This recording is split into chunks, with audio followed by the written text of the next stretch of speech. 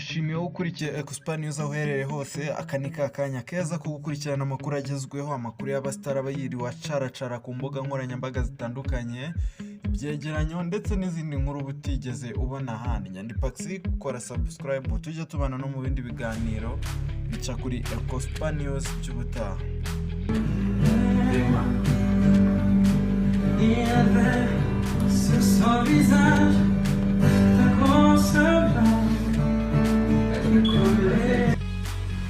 Ni inkuru ibabaje, ni inkuru y'agahinda, ni inkuru twakwita incamugongo ku bakunzi b'umuziki nyarwanda, by'umwihariko abakunzi b'umuhanzi Gabo Jobert Meddy wamenyekanye mu Rwanda ndetse no ku isi hose ku izina rya Meddy.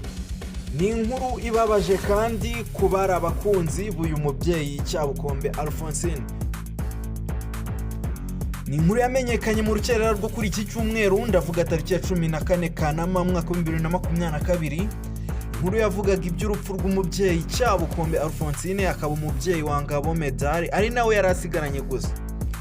Bivugwa ko uyu mubyeyi yararwariye muri Kenya, aho yari amaze igihe kinini arwajwe na mukuru wa Meddy. Ni inkuru rero yamenyekanye bwa mbere itangajwe n'umunyamakuru, akaba umwe mu nshuti zikomeye z'uyu muhanzi, ni David Bayingana, aho yanditse ku mbuga nkoranyambaga ze agira ati: kubura umubyeyi aba ari ibyago bikomeye, komera Meddy, roho ya mama wawe ihukire mu mahoro. Uyu mubyeyi yitabye Imana ku myaka 36, yavutse ku itariki 23 z'ukwezi kwa munani mwaka 1956. Yitabye Imana ku itariki ya 14 kwezi kwa gatandatu mwaka 2022. Se umuhango wo kumushyingura mu cyubahiro wabereye i Rusororo ku itariki 22 z'ukwezi kwa munani umwaka 2022.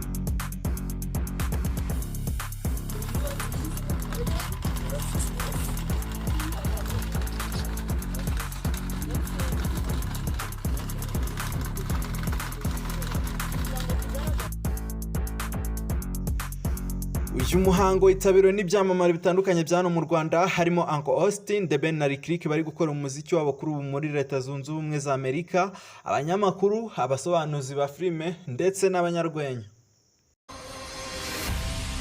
Ibi ni ibihe bitari byoroshye kuri Meddy, kuko no kuvuga ijambo mu gushyingura umubyeyi we ari ibintu byamugoye cyane.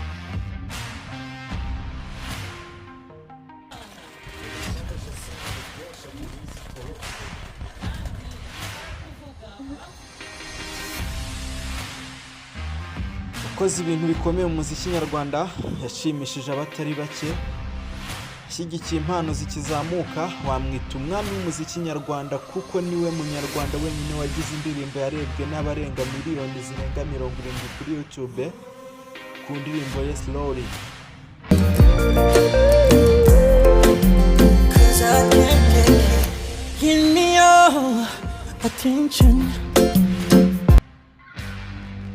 Mu buzima turavuka, tubaho, ariko nanone ntabwo ubuzima bwacu buhoraho kuri iyi si.